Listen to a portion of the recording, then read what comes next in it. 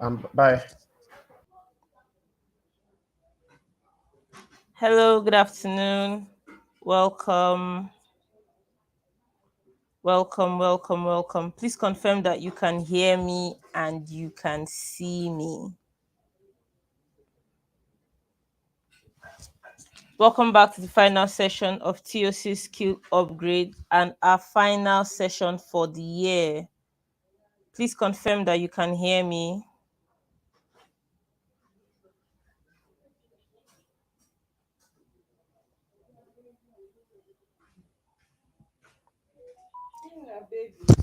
My name is Josephina and I am your host for this evening. Hello. Okay. TOC is a community of people dedicated to helping each other become their best version. Our focus is on finance, personal, and career development, and our motto is learn, discover, and grow. Good afternoon, everybody. Welcome back to the final session of TOC Skill Upgrade. Hi, David. Welcome. Today we're having our work ethics and management, and I will introduce our facilitator. Okay, thank you very much, Ajibola.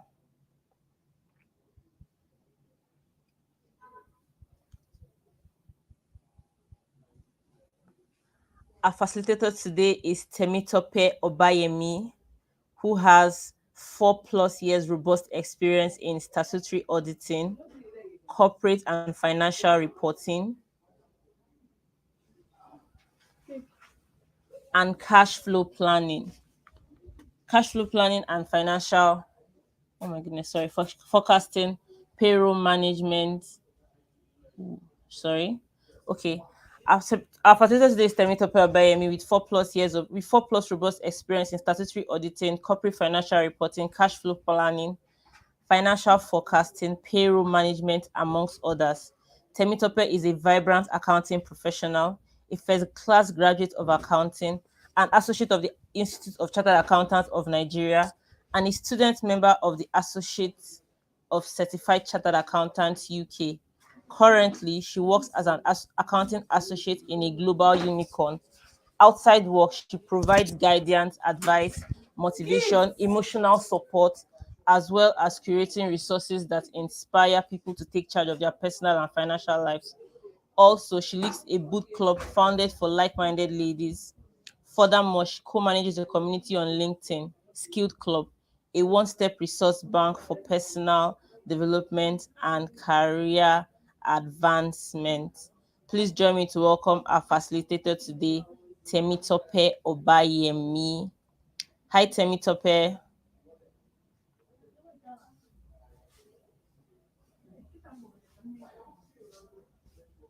Hi, Temitope. Can you hear me? Yes, I can hear you. All right. Welcome. Good evening. Good afternoon. Afternoon. I hope you're excited to be with us today. Sure, I am. All Thank right. you for the invitation. Welcome. So let's get into it. Okay. Hello, everyone. Can you all hear me? Because I can't see any comments. Please, if you can hear me, drop it in the chat box. Let me know that you can hear me. I can hear you. I can hear you. All right. So my name is Temitope Obayemi. Just like she said, I am so excited to be here. It is such a big honor to be speaking to you this afternoon on work ethics and management. Ethics is far becoming a cliche because you hear it everywhere: ethics, ethics, ethics, and not so many people live by it. But today, we are going to be dissecting the topic work ethics, and I believe that at the end of today, you will be able to pick a valuable point that would keep you going all through your professional journey. So yes, I'll be presenting my screen shortly. Please confirm you can see my screen.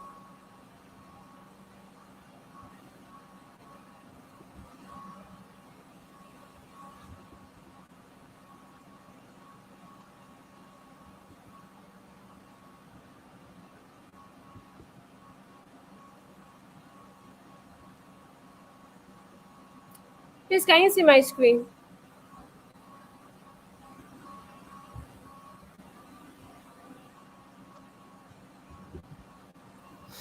Hi, Timmy. Yes, we can Hi, see your screen. Semi, but there's a lot showing on it actually. Okay, I'm going to minimize now. Yeah. How about now? Okay, so let me just.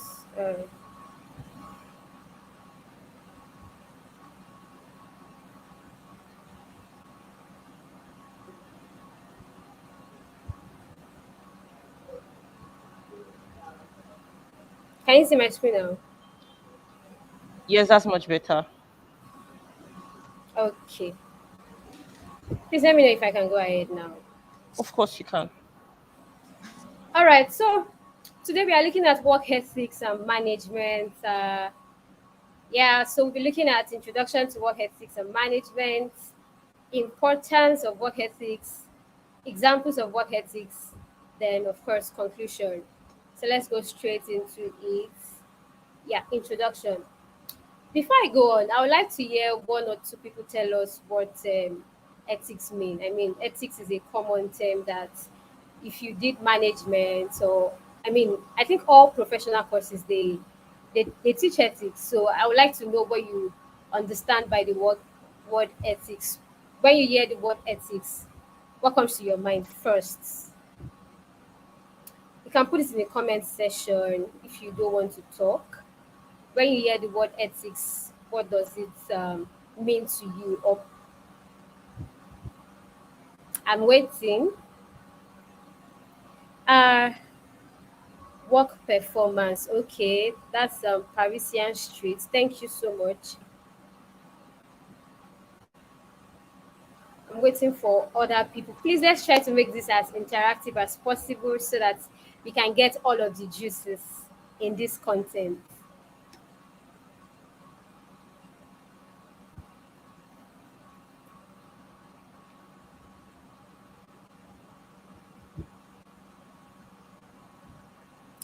Tactics. Okay. Keep it coming, people of God. Keep it coming. Tactics. The first person said performance. Keep it coming. Morals. Interesting. Getting interesting. Keep it coming. Keep it coming. I just want to hear everybody's thoughts before I go straight into it. Morals. Acceptable behavior in a work environment. Michael Gabriel, thank you so much. All right, let's move. Let's move. Okay, so work ethics. So we have business ethics, we have work ethics, and every professional body have their own professional ethics. But today we are looking at work ethics. What does work ethic mean? I mean, oh my god.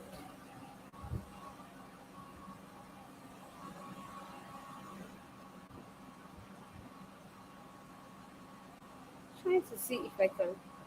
Okay, so if there's one common trait that is shared by every successful career person, it is a solid work ethic. Work ethic is a very non-negotiable trait that every employers value. So you can be competent but without work ethic. So work ethic is simply talking about your attitude, just like somebody said, acceptable work behavior. Work ethic is all about how you do your job. So I know that you know your job. If you're an accountant, I know that you know how to prepare the books of accounts. I know that you know how to prepare balance sheets, cash flow, and the rest of it. I know that you are so knowledgeable in IFRS and the rest, but how do you go about doing your job? It is not just about knowing all of this, it is about how you do it, what guides your behavior, and that's what work ethic means. Work ethic is a set of moral principles that an employee abides by and uses in his or her job performance. It covers an employee's behavior and attitude towards their job career, towards their job, their career, and their workplace. So they are the set of behaviors that guide how you behave, how you deliver on your job. So it is not enough to be competent. It is not enough to have a broad skill set. It is not enough to have huge understanding. You have to have some certain attributes, and the attributes includes how you do your job, the attitude you show, your disposition. So there are some people that they know how to do this job, but when you give them a task to do, they are grumpy. Like there's this nonchalant attitude. At the end of the day, when they do the job, they do a good job. They give you an excellent job, but the way they will do it, maybe you just call them, oh, Tammy, please, can you help me do XYZ? Then you see it all over their faces. I mean, it is giving, guy, you are disturbing me. Why would you ask me to do this job? It is close of business already. Why are you giving me this kind of tax? That's the behavior, and that's a bad behavior. Let me just put it that way. Today we want to look at the good side of things. That is having a strong work ethic, because it's not just about, like I said earlier, it's not just about having the right skill set and processing the expertise to deliver the job. How you do it also matters, because employers don't just look at people that are good anymore, because skill sets, expertise, all of those things can be built. You can learn them, but your attitude, sorry, you can't learn it. It is something that you have to deliberately and consciously develop, and that's why work ethic is very, very, very important, especially in this age and time, because anybody can learn anything. Yes, you can say you're an accountant. In fact, an AI can replace you, but an AI cannot replace attitude. No, AI is just robots will just do it. Like, there is no attitude to it. So work ethic is talking about that attitude, that attitudinal aspect of doing a job. That's what work ethic is talking about. And the significance of work ethic is that it impacts your job quality. So there are certain things that when you exhibit them, they make you deliver a an excellent job. Let me just put it that way. Like when you exude team spirit, when you exude collaboration, when you exude reliability, there's the output will be different from somebody who just does the job without, I mean, if you just do the job just because you know it, it's different from somebody that does it with all love and with all sincerity. I said it here that work ethic is in the workplace is significant, as it directly impacts an individual's job quality slash output. When a person has respect for the work and the workplace, he or she naturally become more productive. He uses the company resources, time, assets judiciously. He also shows better performance, just like I said. Like, the performance is different. You can know the job. In fact, all of us know the job, because if I don't even know the job in the first place, I will not be employed. It's because I know the job. That is why I'm employed. But you will see that in some organization, the boss is more comfortable working with one person than the other person. So let's say, for example, now we have five accountants on the team, but you see that your boss is always referring to just one person. Why is this so? Why do you think the person, your boss, is always saying, Mr. Hey, come and do this job? It's not because Mr. B, Mr. C, Mr. D doesn't know the job, but because he knows that Mr. Hey will deliver the job, or maybe he will deliver the job, not just deliver the job, he will deliver it on time. He pays attention to details. He will also deliver an exceptional job. So there are certain people that when you ask them to do A, they will do A for you, and that's it. Whereas there are certain people that when you ask them to do A, they will do A, B, C. That's the difference. So it's not that I don't know how to do the job. We all know how to do the job. But what sets us apart is our work ethic. Somebody that has a strong work ethic, we will not just deliver the A, we will not just deliver the job description. So everybody has job description. When you get a job, they give you your job description, XYZ. A person with a strong work ethic will not just deliver XYZ. It will go beyond and above. It will do much more than that. It will deliver it on time, is reliable, is dedicated, is committed. Now let's look at examples of work ethics. Please confirm you can hear me. Hello. Loud and clear. We can hear you, Timmy.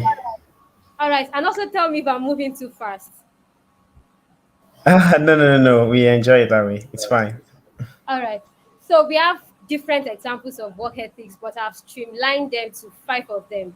So the first one here says reliability. Like, reliability. Reliability is synonymous to dependability. Are you dependable? Can I depend on you to do a good job? Like I said earlier, let's say we have five people on the team, and we are all accountants, we are all finance associates. Are you dependable? Can I say, let me call Temi, let me call Temi? Am I reliable? So reliability is tantamount to dependability. Can your boss depend on you? Can he trust you to do a good job? If he calls you and says, "Oh, Temi, I need you to do XYZ, when can you deliver it?" And you say, "Okay, I'll deliver it on Sunday." I'll deliver it on Sunday. Are you sure to deliver it on Sunday? Will your boss say, Temi said Sunday? I'm sorry. In my mind, I'm expecting her to deliver it on Wednesday, because Temi that is not reliable. That's a very, very bad attribute. I mean, if you tell your boss, I will deliver this thing on Sunday, and your boss conclude in his mind that, no, let me give her extra 3 days because I know that she will lag, then that's a very bad attitude. That means you are not dependable. So reliability for me is like very, very important. You have to be dependable. Your word should be your word. If you say you will deliver it on Sunday, deliver it on Sunday. Now, that does not mean that things cannot happen, because we are human beings and anything can happen at any time. That's where communication comes in. So if you say you will deliver something on Sunday and it's already Saturday evening, looking at the work, you know that the way this thing is going on, I can't deliver this thing on Sunday. Communicate. Communicate. Don't just keep quiet. Then wait for Sunday. When your boss now asks you on Sunday, tell me what's up with XYZ. You're not like, there are some roadblocks. I encountered some challenges. That's bad. Why not communicate ahead of time? It is one day to your deadline. One day to your deadline. Tell your boss, excuse me, sir, the way it is going, I don't think I can meet up with this tax. I don't think I can meet up with Sunday deadline. Please, can you extend it? Or even tell him that, okay, these are the blockers. These are the things that are stopping me from delivering this thing on Sunday, just like I promised. Maybe he can even help you. But if you don't communicate, he will assume that, okay, on Sunday she will deliver. Then on Sunday, you're not giving excuses. Then that means you are not reliable. The next time he gives you a task, if you tell him, I'll deliver it at 6 o'clock, he will not believe you. In his mind, he will just conclude that, let me give Temi 2 hours. And I do that for certain people too. If I tell you to do something the first time, and then you don't meet your deadline without communication, the next time I'm giving you something to do, if at all I call you, if I remember to call you, I will just conclude in my mind. So if you tell me 6 o'clock, I'll just add 2 hours to it and say 8 o'clock, because I know that you are not reliable. So reliability is very key. Whatever you do, strive to be reliable, be dependable. Let people around you depend on you. Let them know that, when it comes to this particular thing, I can depend on Temi. No. Temi she's so reliable, and that's on reliability. Dedication. So I said, please, some minutes, please. So dedication for me is being focused. In today's world, there are a number of distractions, a lot of things to distract you, especially if you are working remotely. So, for example, I work remotely and nobody's monitoring me. I'm not signing in, I'm not signing out. When my boss gives me a task, there's no time. Okay, if I know that I have deadlines, and sometimes I know that it will take me two hours to do this job. But if my boss asks me, when can you submit this thing, I'll have extra time, because I don't want to. I like to under promise and over deliver. I mean, that's like a principle I work with. I will under promise, but with the intention to over deliver, such that when I like deliver it to you, you'll be like, wow, this is so exceptional. So because I work remotely, right, I get carried away. Let me just put it that way. And let me just be honest. I get carried away because my boss is not here to monitor me. Nobody's here to check me. No colleague is here. Nobody. I'm just doing my things. I can just, maybe I'm doing my thing and I need to research on something. From that research that I'm doing, I find myself on Instagram. I find myself on YouTube. I find myself so many places. And then I see that time has gone.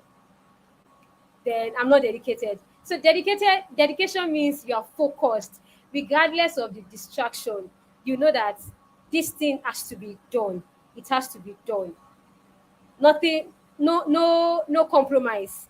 If you have to do something, you have to do it. For example, now, I mean, I could have turned down this invitation because before today, I had a couple of things that I was doing. But because I felt like, oh no, I have said I will do it. I can't cancel it. I can't just reach out to the organizers that I'm sorry, I'm no longer available due to this and this. Yes, my excuse might be reasonable, it might be tenable, but I felt no, it's going to be, I don't know. I just felt I just have to stay put to my word. I just have to dedicate my time. I don't know where it's going to take me, but I just have to dedicate all of my time to make sure that I do this thing and I get it done and I'm done with it. That's dedication. You are focused on the task. Even when a lot of things are distracting you, even when certain things happen, just like I said, certain things happen that I shouldn't have come for today's webinar, but I felt no, I just have to do it because I have given the organizer my word. Again, reliability.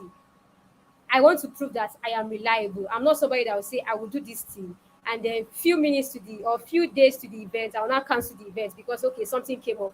You can always, I mean, we are human beings, we can always work around time. You can always, if you are dedicated, there's nothing like there's no time. There is time.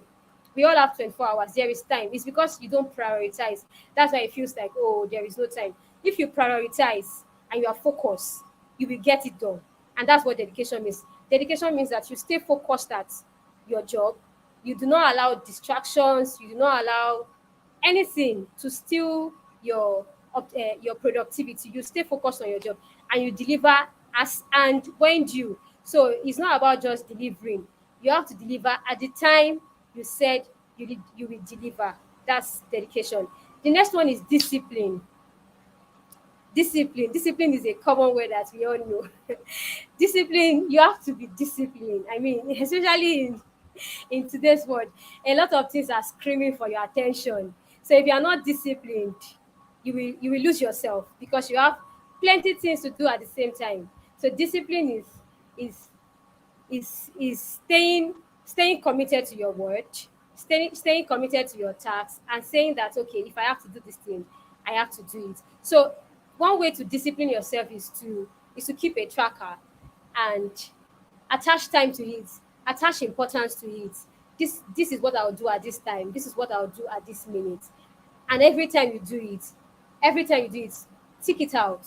I mean, there's a fulfillment that comes from crossing off things off your bucket list. When you have a bucket list, you have a to do, you have a list of activities that you want to do, and you tick it off. I mean, there is that joy, and that's what keeps you going. That's what keeps you disciplined. That's what keeps you focused because you know that oh, I have A, B, C, D to do. I have done A. If I can do A, then that means I can do B, and that gets you going. I mean, that keeps you going, and then you get your jobs done. Also in the workplace too, if you are disciplined, you don't you don't misbehave. You know what to do, you know when to do it, you know how to do it, and you get it done. And that's discipline. Responsibility. A strong work ethic necessitates a sharp feeling of responsibility. Ethical people hold themselves responsible. Responsibility means that you are answerable for your actions. You are answerable for your actions. So a lot of us, when something goes awry, we like to play the blame game. You want to dissociate yourself from the I don't know. You want to differentiate yourself from that thing, which is very wrong. You have to be responsible. You have to learn how to be accountable.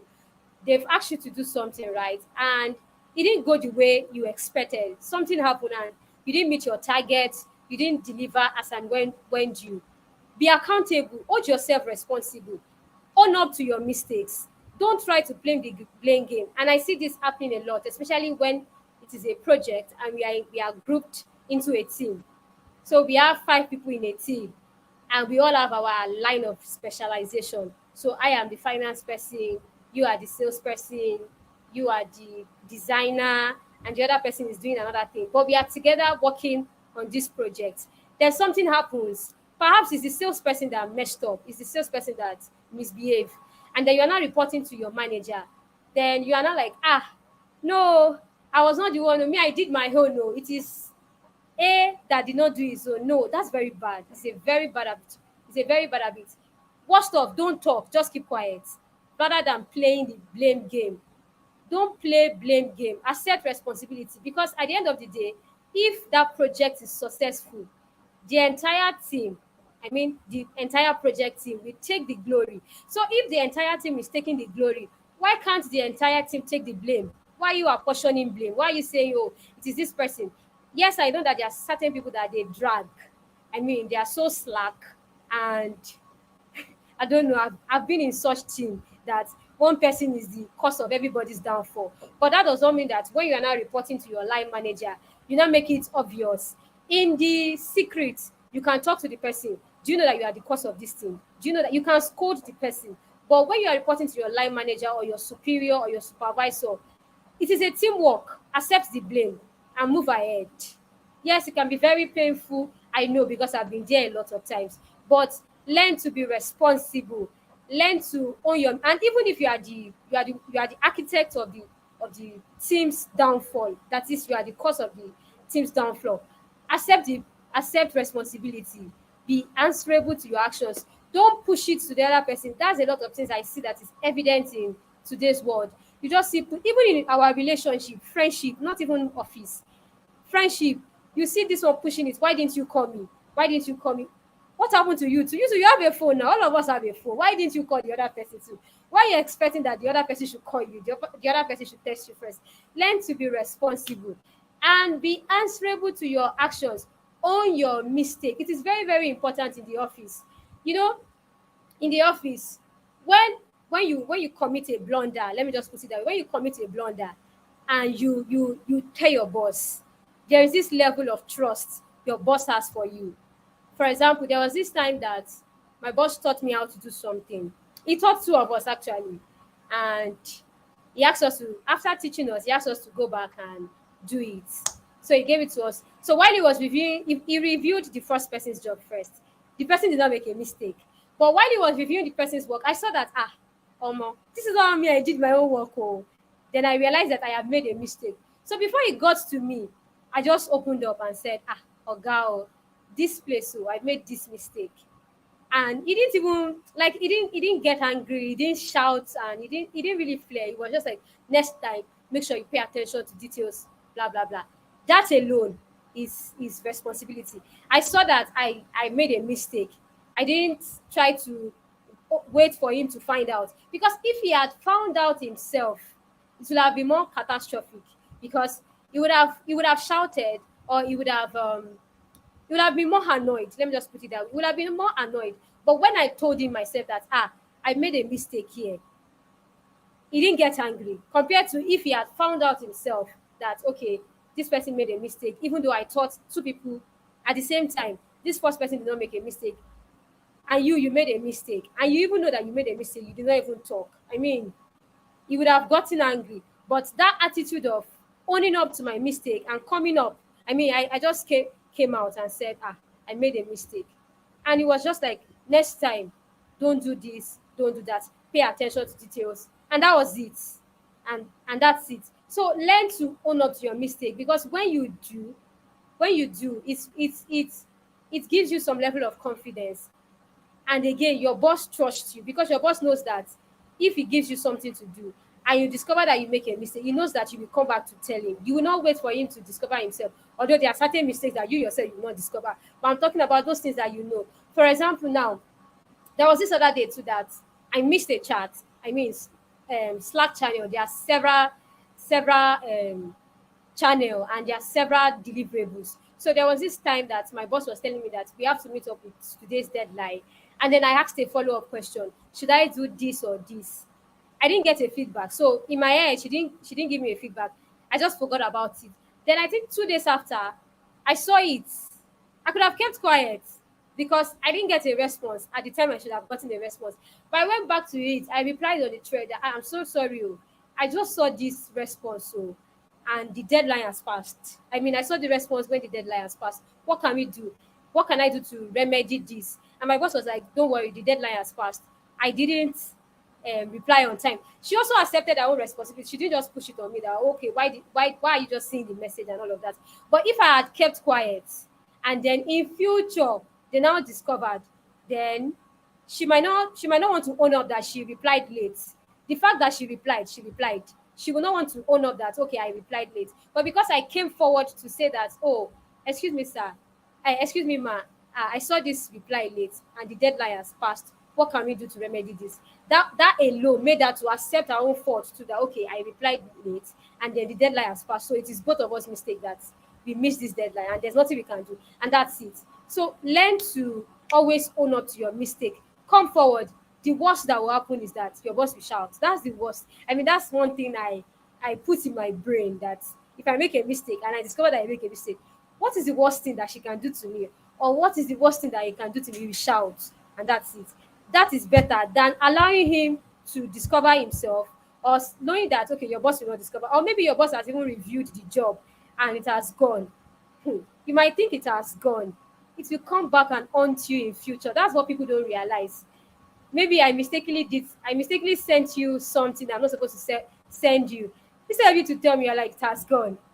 It has not gone. No. In future, it is waiting for you. No matter what you do, it will wait for you in future. So learn to own up your mistake. Learn to come forward. The worst that will happen is that the person will get angry at that point, and you guys will settle it. You guys will find a solution at that point, than waiting for future when the result can be very, very disastrous. So please accept responsibility, be answerable for your actions, own your mistakes. Your boss is not going to beat you. Your friends, your colleagues, they're not going to beat you. So just be truthful and be yourself. Then the last one is professionalism. I have a lot of things to say about professionalism. You know a real professional by the way they talk, the way they dress, the way they conduct themselves. I mean, you know that this person is professional just by looking at them. Now, let's talk about dressing first. So, for example, it's the tech world. We are in tech era now, and most tech companies, they allow you to dress down. I mean, you can wear anything. Like, anything at all, especially if you are working with fintech, anything tech. They allow you to, they are so flexible because they know that Generation Z they have so much what do I call it now?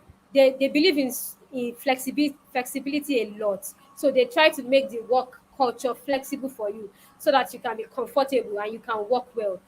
Now, because they have relaxed all of the laws, and I see people overdoing it. I mean, I see people going over and beyond, which is not good. I mean, it might be okay. Nobody might be telling you, but it is saying so much on your own brand image. I believe that as a professional, you have a brand image. Either you know it or not.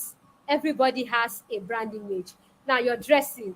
So because you are a tech brother now, a tech bro, let me just use the common balance. You're a tech bro, you're a tech sis. You are going for an interview and then you wear a shirt, a polo, and a sneakers for an interview, and perhaps the person that is going to interview is the managing director of that company.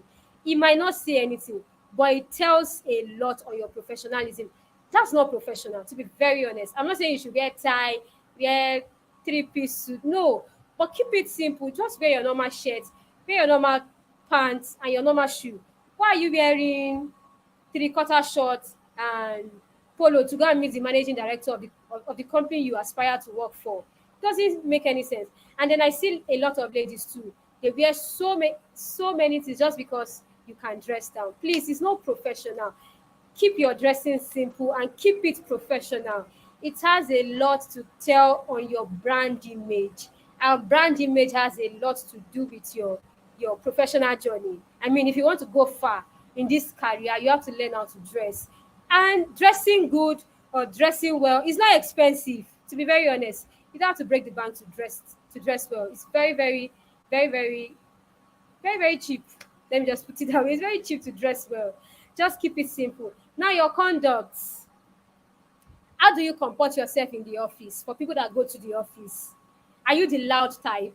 Are you the type that you just shout, you just yell, you are just everywhere? You're not comported. You're just everywhere. No. As a professional that you are, learn to comport yourself. Learn to know when to talk, know when to keep quiet, know when to listen, know when to reply a statement. It's not everything that you have to reply. I mean, your body language can even tell if you are angry. If somebody has done something to you, or you are not even comfortable with what is going on in the environment, your body language can show that, okay, this person is not comfortable with this. You don't have to now start demonstrating loudness and the rest of it.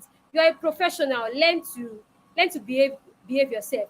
That does not mean that you shouldn't enjoy yourself. No, I'm not saying that you shouldn't be free. No, you can be free, but even being free, you can still be professional. Don't be. I see a lot of people that are loud and they are everywhere. I mean, in the office, people know them as people that they are everywhere. When they mention their name, they know that this person is not this person. She's just everywhere. Please don't be everywhere. Just comport yourself. Know when to talk, know when to keep quiet, know how to behave with your colleague. Have a good interpersonal skills. I mean, people even work well with people that have relational skills. If you don't know how to build good rapport with your friends, with your colleagues, with your bosses, I don't know how far you can go in your career, because another thing that helps people go far in their career is interpersonal skills. Interpersonal skills. If you have a good relationship with your colleagues, if you have a good relationship with your bosses, you come to their mind first. That's just it. If your boss wants to do something, because you have a good relationship, now it is not about competence. Competence is very important, but there are certain things that will give you edge over the other person, and it is work ethic. And under work ethic, we are looking at professionalism, knowing knowing how to behave, knowing how to talk, knowing how to respond, knowing how to conduct yourself. Your boss wants to go out now on an official assignment, and you are five in the team. Make sure you are the person your boss choose to go out with. Why do you think your boss will choose Mr. A to go out with than Mr. B? It's because he knows that when Mr. A goes out there, he will comport himself, he will behave himself, not somebody that will just go there, he will frown his face, he will not smile. When they greet him, he can't even greet. He's just so moody, always looking tattered, he doesn't dress well. No, your boss will go with his best person. That's just it. He will go with the best person. It is just normal. I don't want to relate with somebody that is not well dressed. I don't want to relate with somebody that I know that if he goes out there, he will disgrace me, he will disrepute me. No. Even in friendship, you don't want to relate with somebody that you know that this person doesn't know how to behave, or this person is just loud. You don't want to associate yourself. You don't want to associate yourself with somebody that you know that it can discredit your own reputation. You want to stay far away from that person, even if that person is your friend. It's just a high friend, like from a far friendship, because you know that if I come close to this person can taint my image. So also is it in the workplace. You don't want to portray yourself as somebody that people cannot associate with. You don't want to portray yourself as somebody that is so unprofessional. You don't know how to behave. You don't know how to conduct yourself. Learn how to conduct yourself. It is very, very important, and it contributes to your work ethic. If you cannot behave yourself, you cannot comport yourself in a very good manner, in a very moral manner, then it affects your work ethic. Another thing is under professionalism is the way you talk. Yes, just like I said, the way you talk. Learn how to talk. We are all learning. I mean, this particular one, we are all learning. I myself, I'm still learning, because there are certain things that somebody will say that I just want to give a response, and I know that if I give that kind of response, hey, so please learn how to talk. It's not everything that you have to respond to. There's something. There's a common thing that they say: silence is golden. Yes, silence is golden. So it's not everything you have to respond to. Just if it is very hurtful, you can call the person and tell the person, no, I don't like how you said this. I do not appreciate this. Just you don't have to yell, because by the time you yell and the other person is yelling, you guys start exchanging words. That's unprofessional, especially if you're in a work environment. It's so unprofessional to see two colleagues yelling at themselves. Very, very unprofessional. A customer can just walk in and the customer is so displeased that look at these people. See the way they are behaving. Like, imagine walking into a bank and two bankers are fighting themselves. How would you feel? You feel bad, like, what is wrong with you? Hello, two bankers fighting themselves. That's how it is in every other workplace too. If your colleague has done something bad, offended you, because we are human and would always step on one another's toe, learn to give appropriate response. And sometimes you don't have to respond immediately. You could just delay your response to another time. Because if you respond in the heat of the conversation, both of you start yelling and you start shouting. And for people that have loud voice naturally, just like me, so naturally I have a loud voice.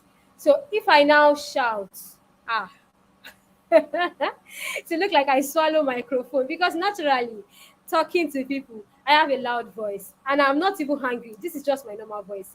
People are like, you're shouting. I'm like, hello, this is my natural voice, even though it's bad. I mean, it has its advantage and it has its disadvantage. So imagine if I now shout, maybe somebody annoys me and I'm not shouting. It will be so, so, so bad and terrible. So please learn to keep your voice down, learn to learn to accept or tolerate people's wrong or misbehavior. You can correct them in private. You can send a test. I mean, that's another thing I'm learning to do. If somebody annoys me, rather than reply you immediately, because I know that if I reply you, I might shout and it might get out of hand. I just send a text message. Hello, I do not appreciate this. And that saves me the stress of having to shout and having to demonstrate a lack of unprofessionalism. So yes, learn to learn to keep your voice down. So I wrote something here. Professionalism starts with trust, conduct, loyalty, discipline, and hunger for excellence. Employees with this work ethic take work wholeheartedly and they strive to bring excellence in whichever position they are into. They are always respected for their conduct and no nonsense attitude towards work. This draws the team members towards his or her vision. Managers promote professionalism. Like I said, managers love people that are very professional.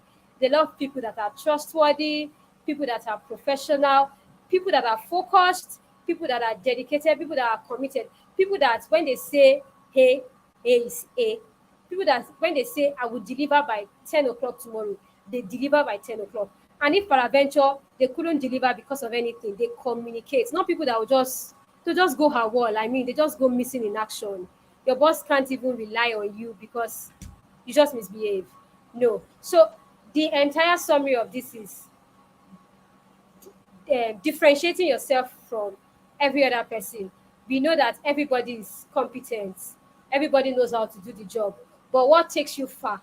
What differentiates you from the other person? What makes your boss to prefer you to the other person is when you demonstrate strong work ethic. And work ethic includes reliability, being reliable, dedication, being dedicated, committed, focused, being disciplined, being responsible, people that own up to their actions, they own up their mistakes, and then people that demonstrate professionalism. So those are the examples of work ethic. Now I have a quote here. Please, can you see my screen?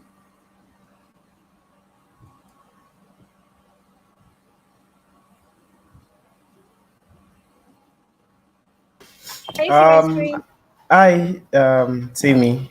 So what we Yes. can see is the window that you are putting on the slides.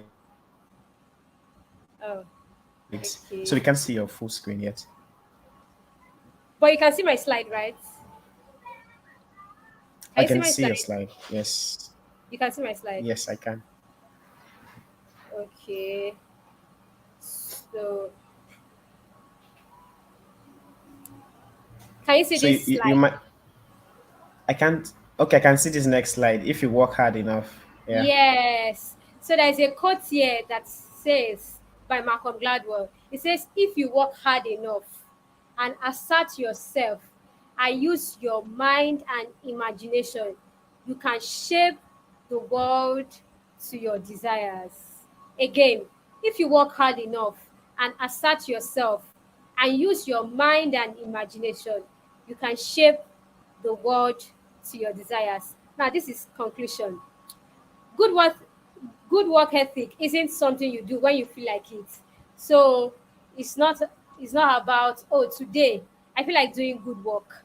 Tomorrow I don't feel like doing good work. No. You have to be consistent. You have to be consistent. Be known as a reliable person. Be known as somebody that has good work ethic. So so at every point in your career, you work with different people.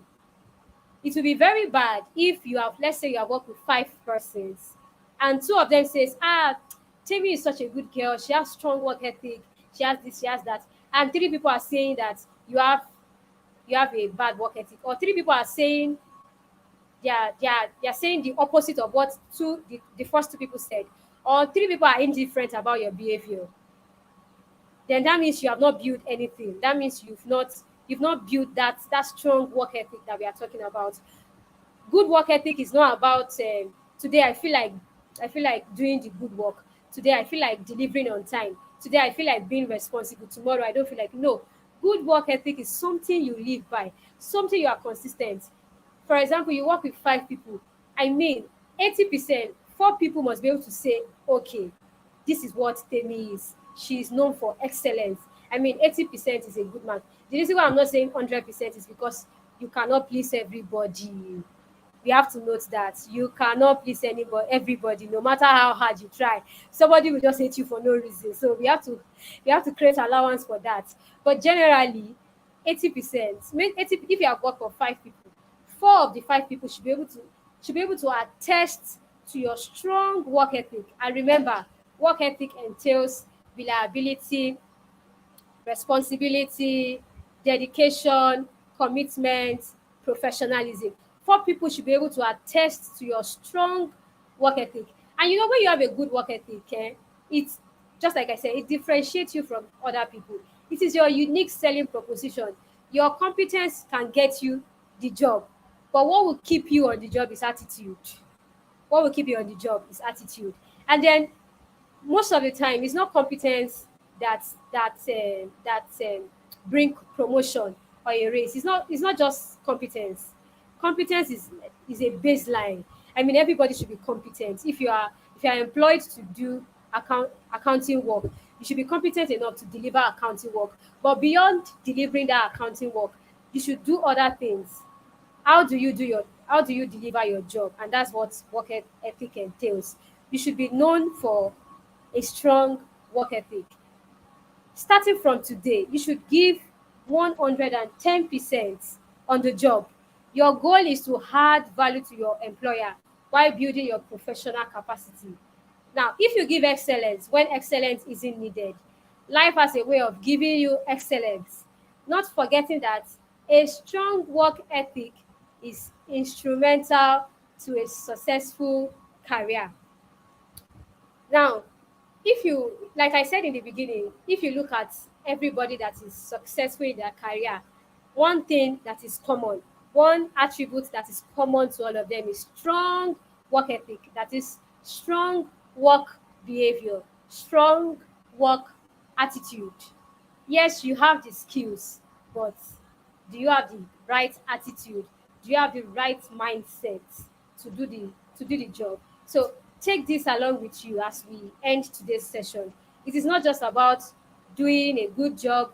It's not just about having the knowledge. It's not just about having the right skills. All of that can be learned. Anybody can learn it. Anybody can learn that. But attitude matters. Attitude goes a long way. Good work ethic is a platform for building a successful career. There's nobody that has gotten to the top without a good attitude. Because even if you get the job and you don't have a good attitude, you will be stagnant because nobody will promote you. I cannot promote you to a managerial position when I know that you don't know how to talk, when I know that you don't know how to dress. I don't want to put you there and then you go to a conference and you're wearing a short, or you're dressing anyhow, or you talk to people anyhow, or you can't even control your anger. You can't control your temper. I will not make you a manager. The best that you get is a raise for being competent. That's the best that you get. But promotion entails more than competence. Promotion is beyond competence. You have to have a good work ethic, and work ethic is everything we have spoken of previously. So I believe we have learned one or two things about good one work ethic, and that brings us to the end of today. So that brings us to the end of this session on good work ethic. Thank you so much for listening. Thank you. Thank you very much, Temi. We had an awesome time. You can see it in the comment section. Please let's show our appreciation to our facilitator for today. All right. Thank you very much, Temitope. It was lovely having you. Oh, there's a question. Someone has a question. Let's go ahead and ask your Olabode, question. please go ahead with your question.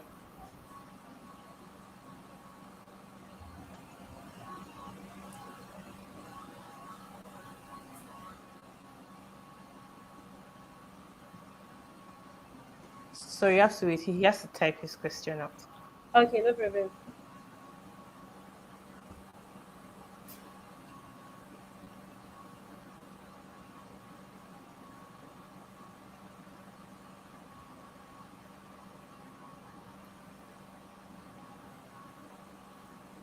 Olabode, we are waiting for you. Okay. Please follow us on our social media, on our LinkedIn at the R Community, our Instagram at the R Community. Subscribe to our email list. You want to get letters from us. As you can see, TOC brings you value every day, every time.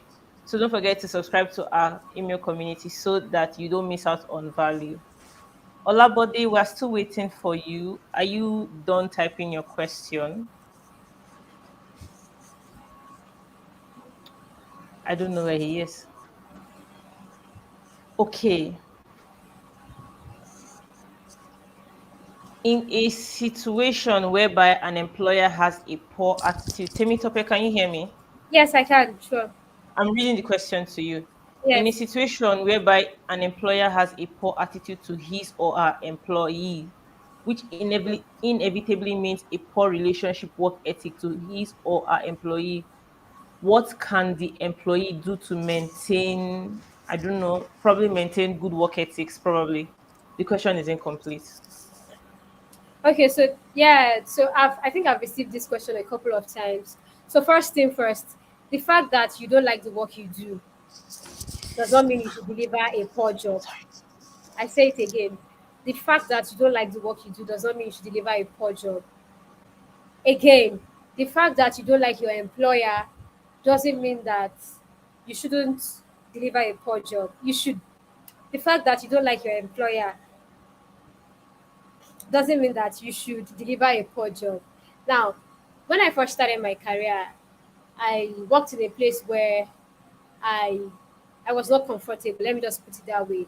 A lot of things happened and it impacted on my being. It impacted on my work ethic because my employer was not my employer, let's just say my bosses or my managers, they were toxic. Let me just put it that way. I I also became toxic and it affected me such that when I left that place and I got to another place and I saw how things were being done, I had to unlearn those bad attitudes because anytime they give me job in the other place, I'm always grumpy because I'm not excited. There's nothing to be excited about. So why am I excited? When you give me a job, you can see it on my face that I am not excited, I am demotivated, I am unhappy. So when I got to the new place, it was same.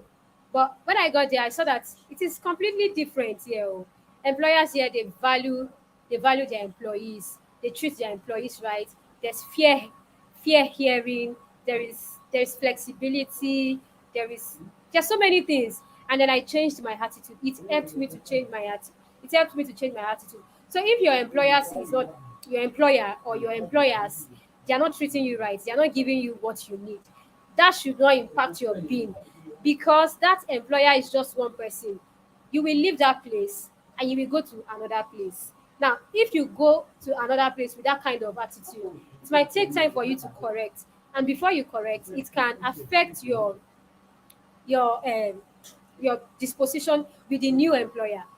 Because it's not every employer that will understand that, oh, where you are coming from, this is how things are done. It's not every employer that will be understandable.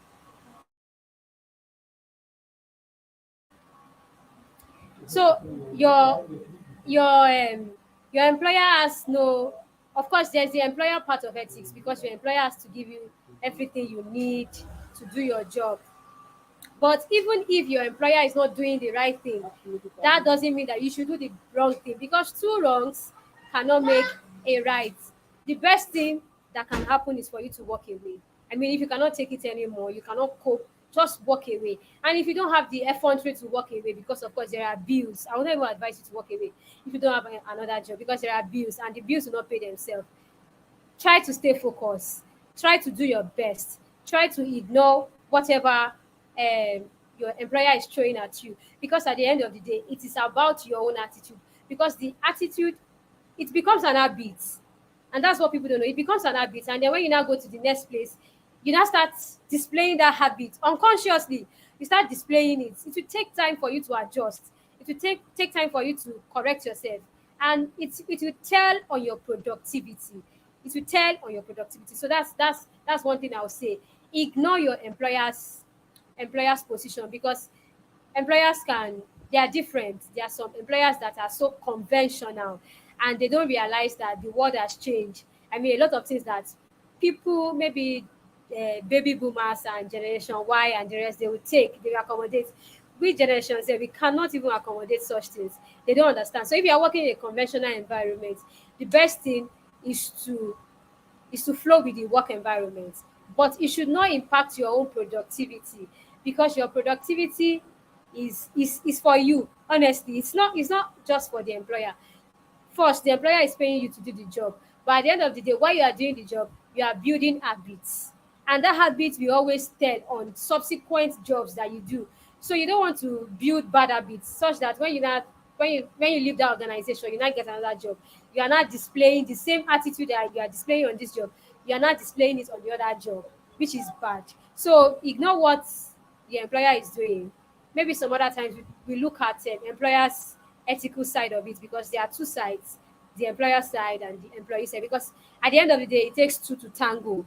I mean, you cannot be doing the right and your employer is always frustrating your work. If your employer is always frustrating your work, you become demotivated and you become uninterested, and that way you cannot do your best. Let's not lie, you cannot do your best.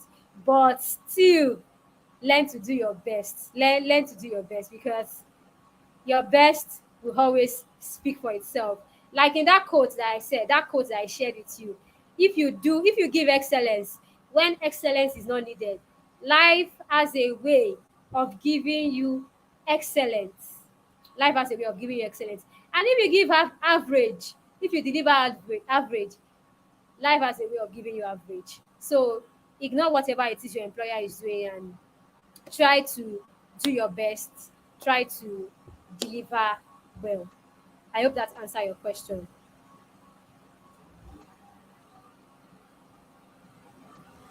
Yes, you did. You answered the question indeed. You touched on a lot of points, and I personally am really grateful to hear it, because it can be a lot when you have an employer that you don't like. Thank you very much, Temi. In the absence of no other questions, yeah, no other questions, please remember to fill our feedback and attendance form. Tell Temi how much you loved her session and how much you would love to have her again. Thank you very much, Temi. It was an honor having you. This is the last session for TOC for the year, so I think I can comfortably say Merry Christmas and a Happy New Year, which compliments of the season. Please fill our attendance form and our feedback form. Thank you very much. Bye, guys. Good night, Bye. Temi. Bye.